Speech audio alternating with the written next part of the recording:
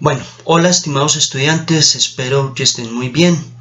Hoy entonces vamos a estar conversando sobre la película de Mad Max, vamos a estar mirando algunos elementos sobre lo utópico, lo distópico e incluso nos va a servir mucho para adelantar varios de los temas ya que estamos terminando la segunda unidad.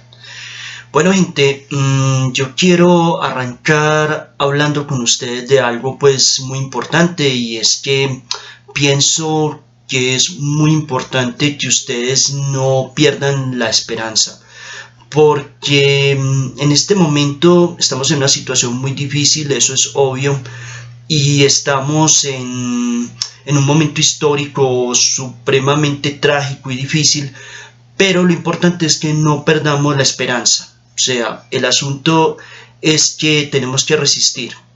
Miren que en el cine fantástico, en la literatura fantástica también hay un asunto de moral, hay un asunto de aprendizaje para la vida, y la metáfora de los héroes uno la encuentra hoy en día. Nosotros somos los héroes cuando resistimos. Un héroe es una persona que resiste. Y en este momento tenemos que inspirarnos en estos héroes ficticios y tenemos que llevar, digamos así, ese valor a la realidad. Tenemos que resistir. O sea, estamos realmente en un momento difícil y el consejo, en buena medida, si se me permite dar un consejo, es que resistamos, que vale la pena luchar por lo que estamos haciendo, vale la pena defender este semestre y lograrlo. Y gente, pues en lo que les pueda colaborar, con mucho gusto. Pero gente, tenemos que resistir. O sea, la realidad es esa, seamos inteligentes, resistamos, cuidémonos nosotros mismos, cuidemos nuestras familias y bueno, actuemos con precaución, pero tratemos de alejarnos lo más que podamos del miedo, porque el miedo muchas veces paraliza. Entonces, gente, eso es con lo que yo quisiera arrancar pues hoy, ¿cierto? Lo otro que es bien importante para que tengamos en cuenta es el asunto de que Vicerrectoría pues quiere que, dadas las circunstancias históricas que estamos viviendo, pues que saquemos lo más rápido posible los objetivos, las competencias del curso. Para finales de abril tenemos que tener resuelto el 85% de las competencias de los cursos. Entonces lo que los profes de humanidades, pero especialmente del curso Cine Fantástico, hemos planeado es que hemos cambiado un poco pues como el asunto de la calificación. Originalmente eran 4 notas, cada una 25%. Ya en este momento pues va a haber un pequeño cambio, siguen siendo exactamente los mismos talleres, pero van a ser 30, 30, 30 y 40. Nosotros, si ustedes revisan, pues ya tenemos más de la mitad. O sea, yo ya digité las 2 notas que tenemos. Incluso es bueno que ustedes las revisen para ver qué opinan. Si hay alguna pregunta o algo, me cuentan por el correo. Si de pronto no ven las notas, también me interesa mucho que me cuenten. Pero el asunto es que ya están las notas digitadas de las 2 notas, pues de los 12 talleres que hemos hecho, que hemos sacado. Entonces, el asunto es que ya la primera vale 30, que fue el taller de gramática audiovisual. La segunda, que era sobre características del cine fantástico, ¿se acuerdan? Que se les hacía una pregunta, ¿por qué esta película es cine fantástico? Pues esa también ya está digitada, también equivale a un 30%. Y esta semana la segunda clase de esta semana es que empecemos a trabajar la siguiente nota, que es la realización de una fotonovela, ¿cierto? Entonces eso es de lo que vamos a estar conversando en la próxima clase. Pero entonces, para que sepan, también esta nota que normalmente se hacía al final la vamos a hacer un poco más rápido para poder cumplir con los requerimientos de Vicerrectoría, y el asunto es que también vale 30. El último taller quedó con el 10%, que es el taller de héroes. No es porque valga menos que los otros, realmente los porcentajes se asignaron fue por la situación en la que estamos, pero como les digo, es también un taller que es importante, pero ese sí va a quedar más adelante. Pero por ahora la de la fotonovela la vamos a adelantar, ¿cierto? Y la vamos a ir trabajando la próxima clase. Entonces, gente, muy importante, revisen en el sistema sus notas, si hay preguntas, por favor me cuentan, listo. Entonces, ese sería como el asunto. Bueno, gente, lo otro que les quería contar es que el asunto de las películas ha sido toda una lucha últimamente, porque hay películas que nosotros vemos que son fáciles de encontrar online, que usted pues fácilmente las encuentra montadas casi que en cualquier sitio de series y películas, pero hay otras que son más raritas, que por ejemplo yo las tengo por ejemplo en buen estado y que no están en tan buen estado o no se encuentran muchas veces. Entonces he estado como experimentando cómo se las hago llegar. El Google Drive más o menos ha funcionado, el Dropbox parece también funcionar, ponen muchas condiciones, yo también pues no soy tan experto en compartir pues ese tipo de archivos, pero entonces también espero que ustedes pues me cuenten si les están llegando las películas. La otra vez intenté en un Google Drive montar una película, eso se volvió toda una odisea. Por eso es que les llegó tarde el correo, pues lo lamento, pero fue pues por la lucha pues montando la película. Entonces en últimas terminé mandándoles fue como un link, ¿cierto? Para que la pudieran ver. Pero bueno, ahí está como experimentando con las películas y de pronto ustedes saben buenas alternativas como las cuales les pueda como compartir mis películas. Creo que el Dropbox va a ser como la opción. Esperemos que sí funcione para la próxima vez que tengamos pues una película. Pero bueno, eso era lo que les quería como contar. Entonces vamos con la clase de hoy. Yo espero que si hayan visto Mad Max 2, que es una película muy interesante, es una película sobre distopías, o sea, sobre mundos donde no opera la ley, sobre mundos que son imperfectos, y que también son películas que de alguna manera nos dan una moraleja. Yo soy un poco malvado, un poquito, cuando le digo a la gente que Mad Max realmente no es una película de fantasía fantástica, digámoslo así, sino que es una película que realmente nos está preparando, es un manual de entrenamiento, nos está preparando un poco para el futuro. Espero equivocarme, pero sí, el asunto básicamente es que es una película que nos habla también de una realidad, de que nuestro mundo puede colapsar, miren lo que está sucediendo en este momento, pero que de todas maneras en medio de todo eso puede surgir la figura del héroe. Uno siempre puede ser o el héroe o el villano. Usted puede ser Luke Skywalker o puede ser Darth Vader, ¿cierto? Entonces usted es el que escoge, usted puede ser Superman o Lex Luthor, usted puede ser Batman o puede ser el Guasón. Entonces es saber escoger, ¿cierto? Ese es como el asunto. Entonces hoy vamos a hablar de Mad Max. Me interesa mucho el concepto detrás del concepto, el contexto histórico, digámoslo así. O sea, ya hemos visto esas ideas, ya hemos visto esas estéticas, pero ¿qué hay detrás de eso? Vamos a mirar de dónde viene el asunto de Mad Max. La idea es que después de este video ustedes vean justamente la presentación que les estoy mandando y que también vean los links que hay de los videos. Creo que voy a intentar que sí queden los links, o si no, ustedes copian el link y lo pegan y miran el video, ¿cierto?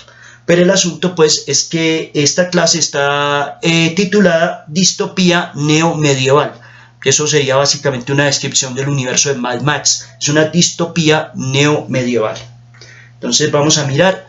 George Miller es el culpable de la serie de Mad Max. Él es la persona que pensó toda la serie. Como ustedes saben, con Mel Gibson hicieron 3 películas, una en el 79, otra en el 81 y otra en el 85. Recientemente hubo otra, como en el 2015, que ya cambiaron a Mad Max, pues no es Mel Gibson, ya es Tom Hardy, que igualmente es una película muy interesante y que es muy recomendable. Ya hay noticias de que van a reactivar la serie, ya van a seguir sacando películas, vamos a ver con qué sale. George Miller básicamente, que ya es un individuo incluso muy mayor, es un señor muy mayor, pero es uno de los directores realmente del cine fantástico, junto a Spielberg, junto a Ray Harryhausen, es muy interesante. Y vamos a mirar una genealogía un poquito de Mad Max, de dónde viene el concepto del guerrero de la carretera. Entonces tendríamos que ir al mundo antiguo, ¿cierto? Tendríamos que ir hasta la antigua Grecia. Todos los mitos de ahora, acuérdense, vienen de ahí, la inmensa mayoría. Y pues los héroes griegos son el comienzo de todo el asunto, ¿cierto? Entonces todo concepto heroico viene de la antigua Grecia, ¿sí? El héroe era quien realizaba hazañas, o sea, acciones muy difíciles. Pilas con eso. Los héroes, hoy en día héroe es concepto de bondadoso. Y villano es un concepto de malvado. Ninguna de las dos cosas era así en el mundo antiguo, ¿cierto? Ninguna, incluso creo que el concepto de villano en el mundo antiguo no existía, creo que es más bien del medioevo, pero sí el concepto de héroe. Y el héroe básicamente era una persona que hacía hazañas, era una persona que realizaba hazañas, o sea que hacía cosas muy difíciles, no necesariamente bondadoso. Heracles o Hércules, por ejemplo, es tal vez el más reconocido de todos esos héroes de los griegos, y era una mala persona, o sea, era un tipo terrible, ¿cierto? Incluso tenía problemas mentales, si uno lo mira, era un tipo que sufría ataques de ira y se volvía terrible, podía matar incluso a sus propios amigos en medio de una de esas iras que le daban. Entonces el héroe no era en el mundo antiguo una persona bondadosa, era alguien que lograba hazañas, ¿cierto? Ya hoy en día sí se entiende héroe como alguien que es bondadoso. Pero entonces el héroe también, hay una cosa, era el que hacía las hazañas, pero también era como un sacerdote que liberaba literalmente al mundo del mal, ¿cierto? Entonces tú ves que combatían monstruos, todos esos monstruos eran demonios, por así decirlo, que la quimera, que las gorgonas, que la esfinge, todos esos seres terribles que ellos combatían, pues eran seres malvados, eran la maldad encarnada en el mundo, y ellos limpiaban al mundo de esa maldad como unos sacerdotes. Luego va a llegar el medioevo, ¿cierto? Con el cristianismo en el centro de todo el asunto, y ya el héroe va a ser el buen cristiano, ¿cierto? El caballero medieval. El caballero medieval básicamente es un ideal cristiano heroico. Entonces, en los tiempos de los europeos medievales, los héroes eran los caballeros andantes, ¿sí? Defensores de los ideales del cristianismo. Hacían los mismos votos de un cura o un monje, votos de obediencia, celibato y pobreza. Entonces ustedes se encuentran con esas historias de caballeros medievales como Sir Lancelot o Parsifal, básicamente son súper cristianos y súper obedientes a Jesucristo. Incluso es literal, o sea, ellos se mantenían en la iglesia, hacían votos de castidad, y todos esos caballeros eran básicamente como unos sacerdotes del cristianismo. Incluso si ustedes se fijan, las espadas de los caballeros de estas historias, de los caballeros andantes, literalmente tienen forma de cruz. Claro, eso no es una coincidencia, es un símbolo del cristianismo, ¿cierto? Entonces, ahí es donde está el asunto. Todo ese rollo es muy interesante, incluso Don Quijote va a ser una parodia de todo eso. Hay tres figuras fundamentales en el asunto de la caballería, ¿cierto? Primero tenemos al rey Arturo con toda la leyenda artúrica, que es prácticamente el fundador de todo lo que se considera Inglaterra, Gran Bretaña, el Reino Unido, todo ese asunto.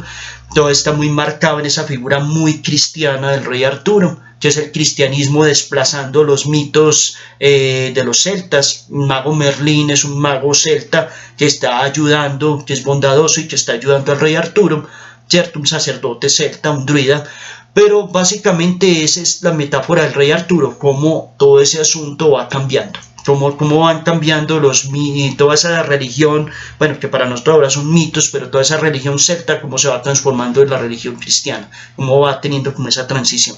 Luego está otra figura de caballería muy importante, que es Juana de Arco, Santa Juana de Arco, que ustedes saben que es casi que la figura principal del cristianismo católico en Francia. Y es la mujer casta, la mujer bondadosa que lucha por su país, que lucha por los ideales de Dios, que escucha el llamado de Dios a defender a su pueblo, y es bastante interesante como una figura pues de la caballería. Y la tercera sería Don Quijote, que Don Quijote surge mucho después, y Don Quijote es una parodia de todos esos ideales de la caballería. Don Quijote ya es un personaje del siglo XVI, de una época en que ya había terminado todo el asunto de la caballería hacía rato. Era una cuestión anacrónica, es casi como si ahora alguien le da por salir a la calle y vestirse de pistolero, de vaquero y decir que va a hacer justicia con unos revólveres. Es una cosa rara, se ve como un man disfrazado. Lo mismo le pasaba a Don Quijote, que salía de armadura y todo eso, una época en que ya eso no se usaba, y se vuelve también una figura de los ideales del pasado, pues que ya también se han perdido. Entonces aparece un personaje muy importante después, mucho después del asunto de la caballería, exactamente en 1932, que es el personaje de Conan el Bárbaro. Conan el Bárbaro es un personaje de la literatura fantástica, es un personaje creado por Robert E. Howard, y Conan el Bárbaro básicamente es una parodia de todos los ideales de la caballería. De hecho, en muchas historias de caballería normalmente los bárbaros eran los enemigos. No, aquí el bárbaro es el protagonista, es también un valiente que pelea con dragones, con gigantes, con monstruos, pero que no tiene nada de ese moralismo que tienen los caballeros andantes, los caballeros medievales, ¿cierto? Básicamente él también lucha con magos y monstruos, pero no cumple los votos de caballería, ¿no? Ni los votos de pobreza, ni los votos de obediencia, ni los votos de castidad. Antes todo lo contrario, ese bárbaro se mantiene en la cama con mujeres, siempre está buscando tesoros y no obedece a nadie, ni siquiera a los dioses. Eso es muy bonito, es un rollo muy bonito toda esa desobediencia a los dioses que representa ese personaje de Conan el Bárbaro. Entonces es interesante el personaje de Conan. Si de pronto ustedes encuentran libros, son varios cuentos de Conan el Bárbaro, las películas hay unas buenas, hay otras no tanto, pero miren lo que es un personaje interesante. No sé si alcanzaremos de pronto en el curso a ver, dentro de la programación no tengo películas de Conan el Bárbaro, pero puede ser interesante ver alguna de ellas. Y pues más adelante, pues después de 1932 salen las novelas de Conan el Bárbaro. Bueno, novelas no, cuentos, hay una que sí es como una novelita, que es como un cuento largo. Después, mucho más adelante, en 1979 va a aparecer esa figura de Mad Max. Yo siempre he dicho que Mad Max no es más que Conan el Bárbaro con carros y con escopetas. ¿Cierto? Le cambiaron la espada característica de Conan el Bárbaro por una escopeta y cambiaron el carro jalado por caballos por un carro motorizado. Pero las historias de Mad Max son muy parecidas a las historias de Conan el Bárbaro, son casi lo mismo. Simplemente que Conan el Bárbaro es en el pasado, en un supuesto pasado, mientras que las de Mad Max son en el futuro. Entonces, el personaje de Max Rokatansky conserva el elemento barbárico de Conan, pero llevado hacia el futuro. Aquí las espadas son sustituidas por armas de fuego y los carros de caballos por carros motorizados, ¿cierto? Es una nueva barbarie creada por las guerras del hombre civilizado. Entonces ustedes saben que la historia de Mad Max, ya ustedes saben, eso es después de una guerra nuclear. Entonces hay un retroceso, por eso se habla de un neomedievalismo, ¿cierto? O sea, es un mundo nuevamente medieval, pero utilizando los vestigios, lo que queda del mundo de nosotros. Entonces es interesante que Mad Max hace parte de una terna de héroes anglosajones, que son James Bond de Inglaterra, Indiana Jones de Estados Unidos y Mad Max de Australia. Son los tres héroes anglosajones, ¿cierto? Por excelencia. Que aprovecho además para decirles que usualmente esos héroes son interpretados por distintos actores, ¿cierto? James Bond ya van como por el sexto, de Indiana Jones han tenido como 4, Mad Max ya llevan 2. A veces hay unas discusiones muy bizantinas, muy absurdas en la red sobre las múltiples versiones. Por ejemplo, yo pienso y ojalá se comprenda que es válido que los personajes tengan varias versiones. Es muy válido, ¿cierto? Que tengan varias versiones y que sean muy variadas. Por ejemplo, la Sirenita, se estaban enojando que porque la Sirenita era afrodescendiente en una película que están preparando y decían, no, es que la Sirenita es irlandesa o la Sirenita es escandinava. La Sirenita, pues realmente nunca existe una sola versión de las cosas, existen muchas. A ti no te tiene por qué gustar todas las versiones de los personajes. Mire todos los Supermanes, o Superman pues, o los Batmanes, o Batman que hay una cantidad. A usted no le tienen que gustar todos, pero todos tienen derecho a existir porque van a tener su propio público, ¿cierto? Que se conmueve con ellos. Entonces, sí es verdad, todos estos héroes tienen muchas versiones. Bueno, con Mad Max hay una estética muy llamativa que es la estética de lo monstruoso mecánico en los automóviles. Pilas con eso, más adelante incluso vamos a volver a hablar de lo monstruoso. Lo monstruoso generalmente es una hibridación de las formas y es una hibridación que está hecha de una forma que no es armónica, ¿cierto? Entonces eso es muy importante, una hibridación que está realizada de una forma no armónica, eso es lo monstruoso. Miren por ejemplo esas criaturas como el Minotauro, una cabeza de toro, un cuerpo humano y se pega, y es una cosa que no es armónica de entrada, pero a punto de verla varias veces nos parece que tiene un cierto sentido, pero eso es lo monstruoso, pegar un par de cosas que no tienen nada que ver, es una hibridación. La hibridación la hemos visto mucho en lo orgánico, ¿cierto?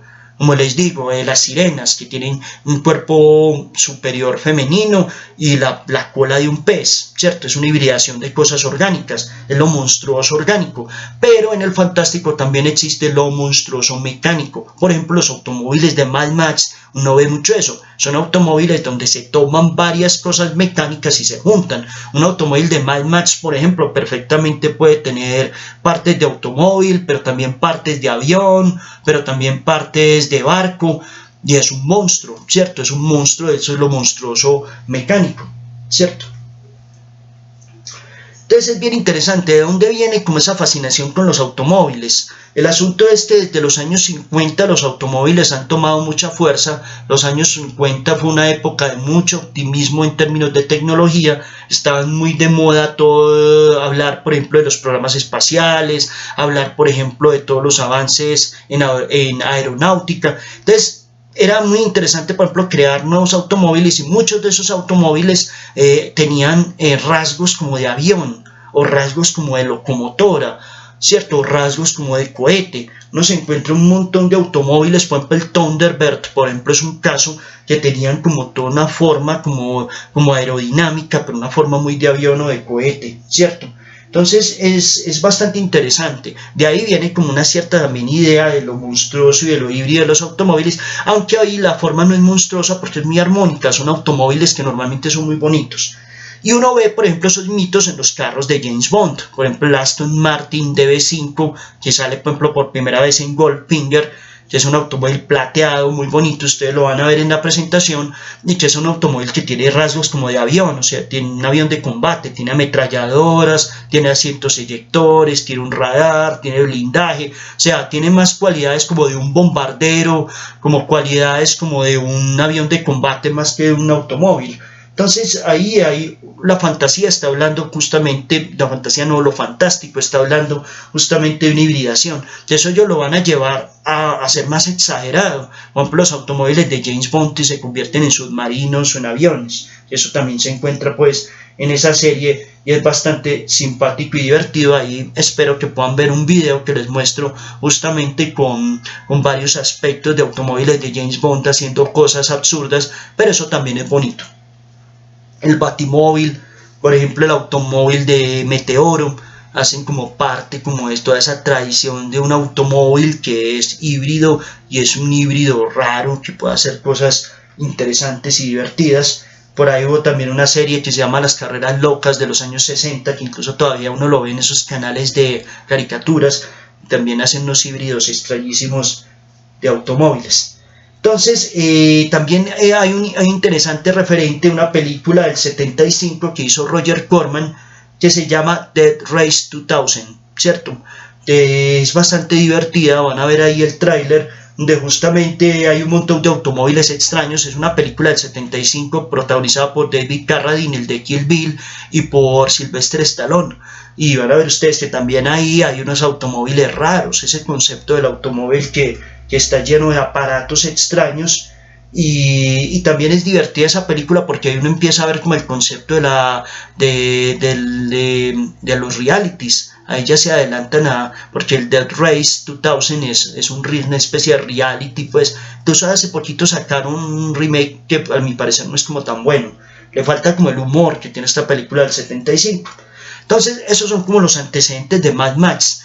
Ya después de 75, que es esta película, llegamos al 79, donde está la primera película de Mad Max. Entonces, en la serie de Mad Max, los automóviles híbridos serán una parte importante. Su monstruosidad se va a acentuar conforme avanza la serie. Pues ustedes ven, por ejemplo, la última película, los automóviles son literalmente gigantescos. son unos monstruos inmensos, ni siquiera como gigantes, parecen dinosaurios o dragones. Incluso hasta en uno de esos automóviles gigantescos hay un individuo con un lanzallamas, o sea, es una especie de dragón sobre ruedas. Miren que muchos de esos elementos de lo orgánico y de lo mecánico se van como mezclando, ¿cierto? Un dragón en la historia del Rey Arturo es una cosa, pero un dragón en la historia de Mad Max perfectamente puede ser este camión gigantesco con un lanzallamas, ¿cierto? Entonces hay muchos automóviles extraños, ahí adjunto varias fotografías de estos vehículos raros que salen en la serie de Mad Max. Algunos parecen un poquito como automóviles parecen automóviles como incluso de la época del oeste, se vuelven como carretas llenos de polvo, además que siempre están en el desierto, entonces eso hace que sea muy como un western, como una película de vaqueros. Y finalmente pues voy a hablar del asunto de las utopías, distopías, falsas utopías y ucronías, que es muy importante. Eso es un concepto de Tomás Moro, que saca una novela justamente donde él habla de un sitio utópico, un sitio, o sea, donde todo es perfecto, ¿cierto? Son mundos, por ejemplo, en Tolkien, el mundo de los elfos es una utopía, es un mundo donde la ley está presente, donde todos tienen calidad de vida, donde todos pueden ser felices. Eso es básicamente un mundo utópico, un mundo donde cualquiera quisiera vivir, ¿cierto? Y el ejemplo más exacto, los elfos en Tolkien, ¿cierto? Tal cual. Pero existen también las distopías, son mundos donde la ley no funciona, mundos donde la gente no tiene calidad de vida, mundos donde la gente tiene que estar tratando de sobrevivir todo el tiempo. Un caso muy específico, por ejemplo, de distopía sería, por ejemplo, la serie del Planeta de los Simios.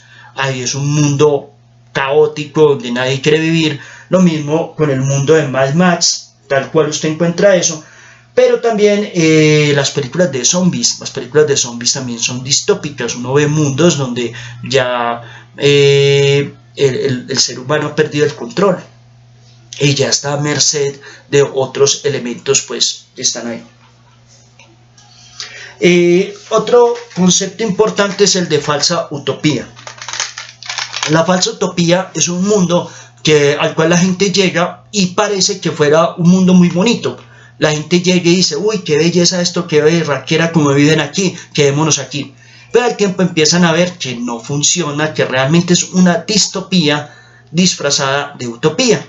Entonces es chévere. Por ejemplo, hay una película que se llama Demolition Man, que es con Sylvester Stallone y Wesley Snipes, que es muy divertida, donde básicamente uno ve eso, un mundo donde se presenta como si todo fuera perfecto, pero la verdad es que uno mira debajo de todo eso y es todo terrible. Entonces es bastante interesante. Por ejemplo, en The Walking Dead ve uno mucho eso. Por ejemplo, que Rick Grimes llega a unas comunidades donde todo es una berraquera y al rato resulta que no, que son caníbales o cualquier cosa. Entonces eso se ve bastante, las falsas utopías, ¿cierto? Y está la ucronía. La ucronía es compleja. La ucronía se refiere a un tiempo inexistente y perfecto, ¿cierto? Por ejemplo, una ucronía, un tiempo inexistente pero perfecto. ¿Qué hubiera pasado, por ejemplo, si no hubiera muerto tanta gente en la Segunda Guerra Mundial? Por ejemplo, si no hubieran esos campos de concentración, ¿qué hubiera sucedido? Entonces, por ejemplo, hay historias que te muestran eso. Son historias que te muestran qué hubiera pasado, por ejemplo, si el descubrimiento de América no hubiera sido tan sanguinario, qué hubiera pasado si hubiera sido de otra manera, más diplomática o algo así. Entonces, es chévere fijarse en eso, ¿cierto? Entonces, por ejemplo, las películas de Tarantino presentan ucronías, ¿cierto? Por ejemplo, Inglourious Basterds te muestra una ucronía, te muestra un tiempo alternativo a la Segunda Guerra Mundial. Ustedes ven que Hitler no fue castigado, Hitler se suicidó. Entonces, ¿qué pasaría si lo hubieran castigado? Si lo hubieran matado. Y por ejemplo, la última película de él, que se llama Érase una vez en Hollywood, te muestran qué hubiera pasado si Sharon Tate hubiera sobrevivido. Eso es una ucronía, es como un tiempo paralelo en el cual las cosas malas realmente se arreglan y pasan bien. Entonces es bonito, las ucronías tienen como un deseo de que lo bueno aparezca, de que lo bueno se valide. Entonces decíamos que Mad Max básicamente sí es como una distopía neomedieval, incluso es un mundo medieval más o menos muy semejante a lo que se veía. Incluso existen pues, como te digo, los carros de motores y de gasolina, pues en cierta forma también son como los caballos o como un equivalente a los carros jalados por caballos. Y hay señores feudales como Immortan Joe, por ejemplo, en la cuarta película de Mad Max. Pero entonces también tiene raíces en la antigua Grecia, eso también es muy importante, porque por ejemplo Mad Max tiene una conexión por ejemplo con el mito de Odiseo o Ulises, como ustedes lo quieran llamar. Mire que Mad Max perdió su familia, perdió su lugar en el mundo y él vaga. Y así le pasa a Odiseo, a Ulises, él siempre está vagando, tratando de volver a Ítaca, que es su lugar.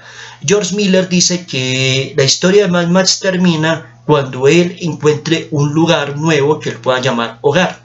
Y eso pues lo han planeado desde hace rato, ¿cierto? Que Mad Max de pronto encuentre un sitio donde asentarse. De hecho, casi se llega a sentar en la última película con Furiosa y con todas estas chicas a las que le ayuda a escapar de Immortan Joe.